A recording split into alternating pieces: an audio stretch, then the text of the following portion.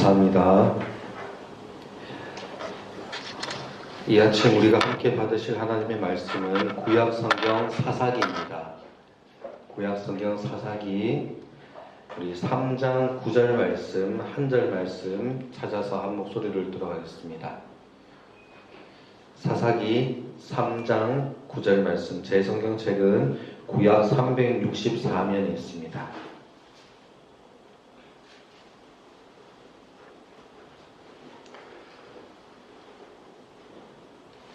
사사기 3장 9절 말씀 우리 찾으셨으면 다같이 한 목소리를 들어가겠습니다. 시작. 이스라엘 자손이 여호와께 부르짖음에 여호와께서 이스라엘 자손을 위하여 한 구원자를 세워 그들을 구원하게 하시니 그는 곧 갈렙의 아우 그나스의 아들 온니엘이라. 아멘. 오늘의 사사기 말씀을 잠깐 살펴보며 우리가 기도의 제목을 또한 삼고자 합니다. 구약성경 사사기서는 지금 참 재밌는 구조인데요. 우리가 오늘 3장 9절을 읽었지만 앞에 1장 2장을 보면 사사기서의 배경이 되는 이야기를 간략하게 요약해서 소개하고 있습니다. 그리고는 여러 명의 사사들이 등장하고 이제 그래서 사사기가 21장에는 마지막 마무리가 되게 되는데요. 사사기서 오늘 읽었던 말씀 바로 한 장 앞에 2장 16절을 보면 지금 이렇게 되어 있습니다. 여호와께서 사사들을 세우사 노략자의 손에서 그들을 구원하게 하셨으나 라고 이렇게 끝이 납니다. 하셨으나 이게 영어로 but이라고 되는 건데 이게 참 이게 사사기를 잘 대변하는 한마디인 것 같아요. 가나안에 약속의 땅 가나안에 드디어 이스라엘 백성이 들어갔습니다. 그런데 성경을 처음부터 읽었을 때 이 시점에서 우리가 가지게 되는 기대와는 달리 이스라엘 백성들이 하나님께 순종하지도 아니하고 더욱 타락하고 패역한 길로 계속해서 치닫고 있습니다. 사사기의 시작, 가나안에 들어가고 난 그 다음에 그 시작부터 가나안 백성들을 진멸하라라고 하셨던 하나님의 명령에 순종은 하는데요, 불완전하게 순종합니다. 사사기 1장부터 반복해서 나오는 표현이 있습니다. 그들을 쫓아내지 못하였다. 그리고는 그 가나안 백성들이 그들 중에 이스라엘 백성들이 또한 가나안 백성 중에 거주하였더라. 이게 왜 문제가 되는 거냐면 이렇게 제가 예를 들어서 말씀드릴 수 있을 것 같습니다. 제가 어릴 적에 살던 동네가 바로 옆에 가면 아주 커다란 공단 지역이었습니다. 그 공단에 사는 친구들 집에 제가 가끔씩 놀러 가게 되면 항상 집안에 뭐가 있었는지 아세요? 빨래가 있었습니다. 빨래를 말리는 빨랫줄이랑 이런 것들이 집 안에 있었어요. 그리고 그 지역에 있는 학교는 매년마다 페인트 칠을 새로 했습니다. 대충 상상이 되시죠? 매연이 그토록 심했던 겁니다. 그래서 하얀 옷을 밖에 널어 놓으면 그게 하루 사이에 그냥 새까매지고요. 그리고 학교가 아무리 페인트 칠을 예쁘게 해도 1년이 지나면 거무해지는 지역이었어요. 가나안 원주민들 사이에 살아가는 이스라엘 백성은 마치 검은 매연으로 가득한 동네에 하얗게 삶은 옷을 널어놓은 그런 상황인 겁니다. 그렇게 이스라엘 백성이 불완전한 순종을 하고 그 검은 매연 가운데 함께 살아가는 그 상황으로 인해서 사사기서에 나오는 그 내용들은 그로 인해 일어나는 결과들을 보여줍니다. 정치적으로, 종교적으로 계속해서 불안하고요. 그로 인해서 사사기서 뒷부분에 가면 심지어 이스라엘 가운데 내전이 일어납니다. 이 패턴을 제가 이렇게 말씀드릴 수 있어요. 이스라엘이 불순종합니다. 그리고 그에 따라서 언약에 인한 징벌이 있습니다. 이방 족속이 일어나서 이스라엘을 괴롭힙니다. 그러면 이스라엘 백성들이 울부짖습니다. 하나님 앞에. 하나님 도와주세요. 잘못했습니다. 용서해 주세요. 그러면 하나님께서 오늘 말씀처럼 뭐라고 되어 있습니까? 오늘 말씀에 여호와께 부르짖음에 여호와께서 이스라엘 자손을 위하여 한 구원자를 세우사 사사를 보내어 구원하십니다. 하지만 다시금 죄를 범하고 부르짖고 뺑뺑뺑뺑뺑. 사사기의 요약입니다. 이렇게 해서 사사기가 어떻게 끝나냐면 21장의 제일 마지막 절에 가면 그때에 이스라엘에 왕이 없으므로 사람이 각기 자기 소견에 옳은 대로 행하였더라. 이렇게 딱 끝나요, 사사기가. 그때에 이스라엘에 왕이 없으므로 사람이 각자 자기 보기 좋은 대로 그냥 지냈더라. 그렇게 살았더라.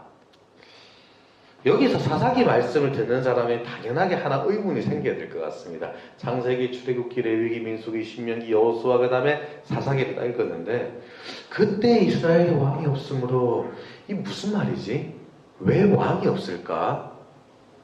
자연스럽게 이렇게 물을 수 있겠죠. 사사기 다음이 룻기, 사무엘 상가 되면 그때 이제 이스라엘 왕이 세워지잖아요. 아직까지 이스라엘이 왕정 시대에 들어가기 전이라는 그런 얘기인가? 그러면 왕이 없으면 왜 각자 자기 마음대로 행하지? 반대로 돌려서 생각하면 왕이 생기면, 왕이 세워지면 이 모든 문제가 그러면 다 해결되는 것인가? 우리 성도님들 잘 아시지 않습니까? 이스라엘 역사가 증언하고 있는 바가 무엇이죠? 왕이 세워지니까, 이스라엘 왕국이 세워지니까 지금 사사기 시대에 이런 혼란과 이 모든 것이 다 해결이 되었습니까? 아닙니다.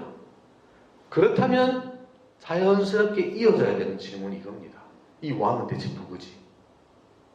무슨 말인지 아시겠죠? 이스라엘의 왕은 누구지? 이 구절을 지나고 사사기 끝난 후에 룻기가 이어진다는 사실, 그리고 룻기가 무엇으로 끝나냐면 그 족보로 끝나는데 보아스와 룻이 결혼해서 누구를 낳고 누가 나오죠? 다윗이 나옵니다. 다윗이 나옵니다. 그러면 또 이렇게 물을 수 있죠. 다윗 왕이 되고 난다니까 모든 문제가 다 해결되었나?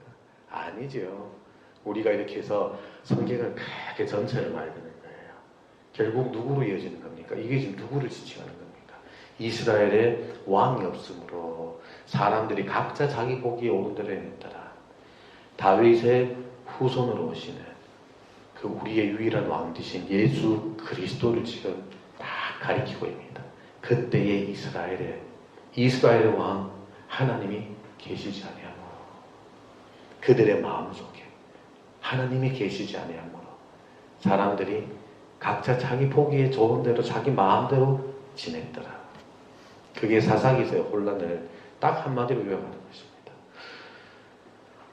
그렇다면 오늘 본문으로 돌아올 건데요. 사사기서가 깜깜한 그냥 어두움에 불과한 시기였습니까? 제가 조금 전 방금 설명드렸던 것처럼 이스라엘에 왕이 없었기 때문에 하나님도 그냥 침묵을 지키고 계신 상황입니까? 사사기에서 우리는 단지 하나님의 언약 백성이라고 불리는 이스라엘이 끝없이 타락해 나가는, 그들의 마음속에 하나님이 계시지 않을 때 타락하고 더 깔아앉고 정말 패역한 길로만 치닫는 것, 그 이야기가 사사기의 전부입니까? 아닙니다. 사사기에서도 우리가 여전히 복음을 발견합니다. 무엇이냐? 자신의 시선을 언제까지나 어디까지나 이스라엘을 향해 두시고 그 자신의 백성인 이스라엘의 실패에 그 누구보다도 안타까워하시고 아파하시고 그 가운데서도 이스라엘이 돌아오는 것을 그 누구보다 기다려보고 계시고 바라고 계시는 한 분이 이 사사기에서도 계속 나오는 겁니다. 이것을 잘 볼 수 있는 것이 오늘 본문입니다. 짧은 한마디이지만 여기서 우리가 보이는 것, 여호와께서 이스라엘 자손을 위하여 그러십니다. 사사기에서 우리가 만날 수 있는 그 하나님을 너무나도 선명하게 분명하게 증언해주는 한마디입니다.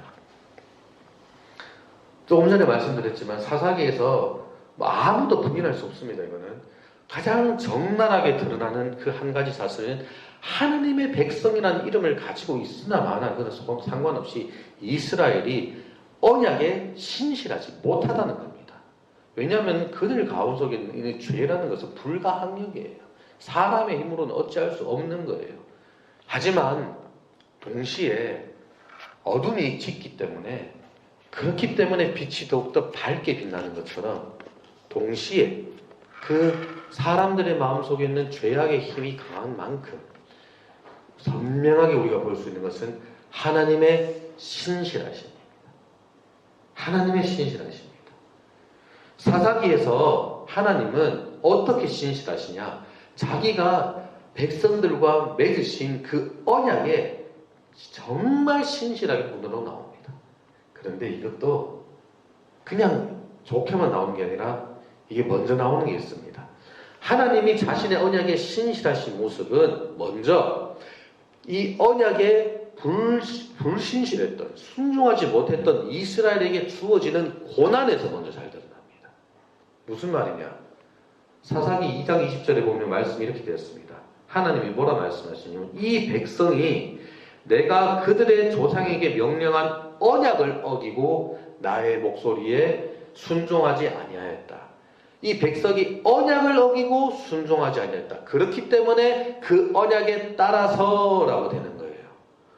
모세오경 말씀을 읽어보시면 특히 신명기 마지막 뒷부분에 보면 뭐가 나오느냐? 하나님께서 그 언약을 맺으신 후에 언약에 따른 축복을 주시지만 반대에서는 뭘 주십니까? 언약에 따른 저주도 선포하십니다. 그게 약속을 맺었다는 뜻입니다. 이에 따라서 언약을 지키지 못한 백성들에게는 그 언약에 따라서 그 결과로 자연스럽게 언약에 저주가 임합니다. 사사기에서 볼 수 있는 그 모든 엉망진창의 이 모습들을, 그리고 백성들이 겪는 그 모든 고난들은 이 측면에서 읽을 수 있는 것입니다. 그렇기에 하나님께서는 하나님께서 세우신 언약은 그 언약에 따라 신실하게 이 불순종하고 있는 백성들에게 자연스럽게 어려움으로 이렇게 다가가게 되는 거예요. 하지만 여러분, 백성들은 언약에 신실하지 못하지만 하나님께서는 끝까지 이 언약에 신실하신 거예요. 이게 어두운 부분이든 밝은 부분이든.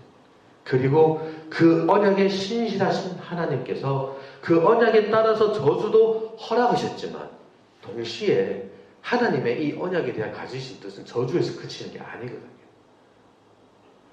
동시에 그 언약에 따라서 하나님은 끝까지 그 백성들을 붙드시려고 하십니다. 건지십니다. 그 백성들을 끝까지 위하십니다. 따라서 이 백성들이 어느 때나 어느 순간이나 어떤 상황이든 간에 자신들의 죄를 떠나서 여호와께 부르짖으며 돌아올 때 언약에 신실하신 하나님께서는 신명기 30장에서 약속하셨던 것처럼 그 언약에 따라서 백성들이 부르짖기만 한다면 백성을 위한 한 구원자를 세워주십니다. 항상 그렇습니다. 그 구원자가 이 사사기에서 세워진 구원자들이 바로 사사라는 인물들입니다. 결국 사사기에서 우리가 볼 수 있는 하나님은 어떤 하나님이십니까? 백성들을 그냥 내버려 두시는 하나님, 언약에 따라서 채찍만 드시는 하나님 아닙니다. 이게 하나님과 사람들이 맺은 그 언약에 따라서 백성들이 그 채찍을 당하고 정말 그 구덩이에서 뒹굴고 있을지라도 우리가 어디에서 어떤 모습을 되어 있던지 간에 끝까지 우리를 위하시고 찾으시고 그 다음에 회복하시고 결국은 다시금 돌이키고자 하시는 거예요. 그 좋으신 아버지로 계속해서 소개되는 분이 바로 하나님이십니다. 이게 신약으로 가면 예수님의 입술을 통해서 어떤 이미지로 이 하나님이 우리에게 선포됩니까? 여러분들이 너무나 잘 아시는 누가복음 15장에 탕자의 비유가 나오는 그 아버지인 것입니다. 그리고 잃어버린 양 한 마리를 찾으려고 온 광야를 헤매고 있는 그 목자의 모습인 것입니다. 자신의 잃어버린 드라크마 동전 그 하나 때문에 온 집을 다 샅샅이 뒤지는 그 여인의 모습으로 나오는 것입니다. 오늘 본문에서는 그 하나님이 첫 번째 사사인 온니엘을 보내주셨지만 사사기도 우리가 다음에 통독할 때 읽어보십시다. 계속해서 다람쥐 쳇바퀴를 읽듯이 뺑뺑뺑돌아서 그 자신들의 마음속에 있는 죄의 그 목소리를 청종하고 있던 그 백성들에게, 그 백성들이 단 한순간이라도 돌이키는 순간 하나님께서는 기다렸다는 듯이 다음에는 에웃을, 그 다음에는 삼가를, 드보라를, 기드온을, 야일을, 입달을, 입산을, 그리고 삼손을, 사무엘을 차례대로 보내주십니다. 그리고 구약시대, 사실 이게 계속 돌아가고 있는 사이클이잖아요. 기다리다 하나님께서는 결국에는 영원전부터 예비하신 메시아신, 다시는 더 이상 보내지 않아도 될 정도 그 메시아 예수 그리스도를 보내주심으로 이 사이클을 끝내시는 거예요. 그게 성경이 전체가 흐르는 이야기가 되는 겁니다.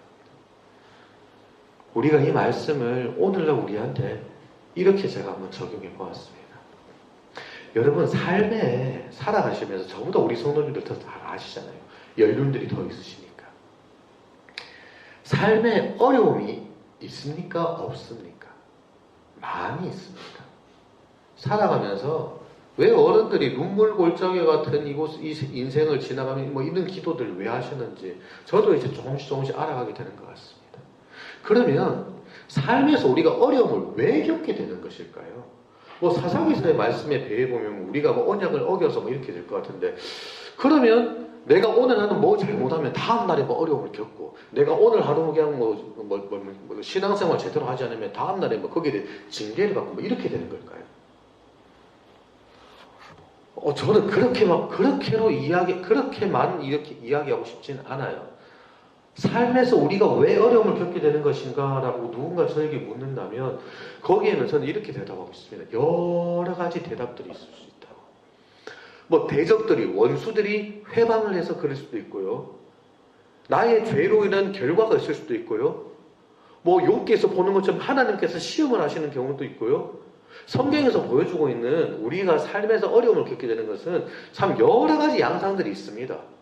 그렇기 때문에 내 삶에서 어떤 어려움이 뭐 구체적으로 어떤 특정한 뭐 영적 원인 때문에 그렇다라고 콕 집어서 그렇게 얘기하는 것은 저는 굉장히 어렵다고 봅니다. 그건 참 쉽지 않은 얘기입니다. 누구도 단정할 수 없습니다. 물론 그게 있겠지만 그것을 우리 인간의 눈으로, 사람의 눈으로 그것을 분별하기는 쉽지가 않아요. 오직 한 분만이 아십니다. 누구입니까? 하나님이십니다. 하지만 분명한 사실이 있습니다. 그 가운데. 무엇이냐? 여러분, 성경에서 큰 그림으로 보셔야 될 것이, 이 세상의 모든 아픔들은, 이 어려움들은 어떻게 해서 이렇게 들어오게 된 것입니까? 바로 첫사람 아담이 하나님과의 언약을 분명히 맺었었거든요. 그런데 그 아담이 이 언약에 불순종한 결과로 이 세상에 들어오게 된 것이라는 사실입니다. 이것은 변함이 없는 거예요. 분명한 거예요. 그리고 그렇게 해서 이 하나님께서 지으신 아름다운 세상이 깨어지고 어그러졌거든요. 그리고 그 세상이 지금 하나님께서 크신 뜻 안에 내어두신 가운데 이렇게 계속해서 굴러가고 있는 것이거든요. 그 세상 가운데 파생되어서 지금 우리 삶에서 우리가 경험하고 있는 수많은 아픔들이, 어려움들이, 고난들이 이게 다 이렇게 생겨 있는 것입니다. 이런 시각으로 봤을 때 넓은 의미에서 언약의 저주로 인해서, 지금 그로 인한 깨어짐으로 인해서 스며나오고 있는 그 모든 환난들로 인해 우리 모든 피조물이 겪고 있는 이 세상에 고난이 있는 것이, 그게 실체예요. 그렇기에 내가 잘못해서 뭐 이럴 수도 없습니다, 뭐 이렇게 겪는 것 같습니다, 그럴 수도 있지만 꼭 그렇게만은 또 얘기할 수 없거든요. 하지만 우리의 죄로 인해서 깨어진 이 모든 세상과 우리의 인생이 수레바퀴처럼 굴러가는데, 그로 인해서 이 모든 어려움들이 그 흔적들로 우리가 지금 겪게 되고 있다. 그 사실은 변함이 없는 것입니다. 그리고 모든 피조물이, 우리도 동일하게 그 여호와 앞에 부르짖고 있는 겁니다. 고대하고 있는 것입니다. 무엇을요? 바로 야속된 메시아 오셔서 이 모든 것을 온전히 회복하시기를. 그리고 그 그때에 그 어려움을 겪을 때에 우리가 그렇기 때문에 삶에서 항상 기억해야 될 것은 그러면 뭐 이 세상이 뭐 깨어졌기 때문에 당연히 어려움을 겪는 거네. 그렇게 그냥 놔두는 것이 아니라 그냥 내버려두고 내 자신을 내팽개치는 것이 아니라 그 순간에도 언약에 신실하신 하나님께서 우리를 위한 그 사랑에도 끝까지 신실하시다는 그 사실을 우리가 되새길 수 있는 것입니다. 언약에 신실하신 하나님께서 그 언약에 따른 저주로 지금 우리 가운데 이 아픔들을 끝까지 놔두시는 것처럼 반대로 언약에 신실하신 하나님께서 자신이 우리를 사랑하신다는 그 사랑의 언약에도 끝까지 신실하시다는 것. 그게 하나님께서 우리 가운데 그 모든 어려움을 통해서 보이고자 하시는 것입니다. 한계가 없으신 분이십니다. 끝까지 사랑하시는 분이십니다. 자기를 내어주시기까지 사랑하시는 분이십니다. 그렇기 때문에 이게 어둠 가운데 처한 성도가 가질 수 있는 위로인 것입니다. 그 어두움 가운데서도 하나님은 우리를 찾고 계시고 하나님께서는 우리를 건져주시고자 하신다는 것. 사사를 보내시고 구원하시는 것에 그치지 않고 독생자를 직접 보내시기까지 해서 우리를 건져주십니다. 이것이 하나님께서 자신이 직접 우리와 맺어주신 그 언약에 따라 우리에게 베풀어 주시는 언약의 축복이라는 측면입니다. 그리고 그 축복에도 하나님께서는 끝까지 신실하십니다. 그래서 그 하나님께서 우리에게 허락해 주신 은혜입니다. 어려움의 순간이 혹시 있으십니까? 왜 그런지 아무리 고민해도 그 원인을 찾고자 할 때 답 안 나올 수 있습니다. 막 그럴 때 많습니다. 그럴 때 권해드리고 싶은 것은 그 순간에 우리가 더더욱 기억해야 될 또 다른 한 가지가 있다는 것이지요. 무엇입니까? 그 어려움의 순간 끝이 어떻게 되는 것이죠. 그건 바로 그 끝의 자리에서 하나님께서 그 순간에도 우리를 위하고 기다리고 계시고 우리를 그 상황 가운데서 결국 하나님을 찾고 돌아오기를 기다리고 계신다는 것입니다. 자신이 맺은 언약에 따라서 우리를 다시금 건지시기를 그 원하시는 하나님이 그 끝에 계시다는 것입니다.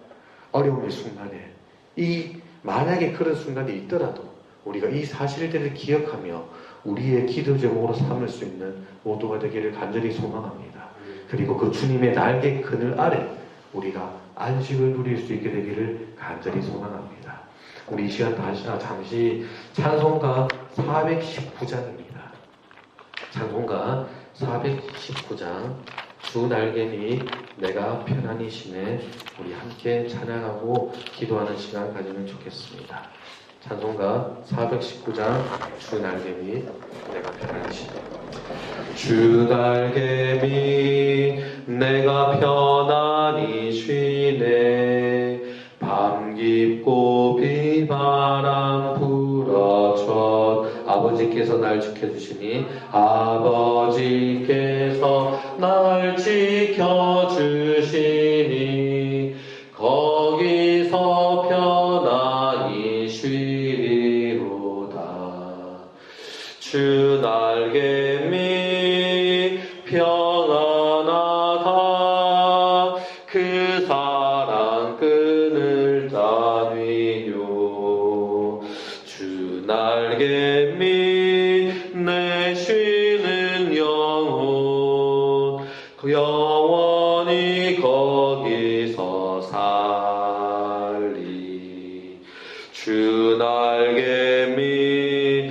나의 피난처 되니 거기서 쉬기를 원하노라 세상이 나를 위로치 못하나 거기서 평화를 누리리라 주 날개미 평안하다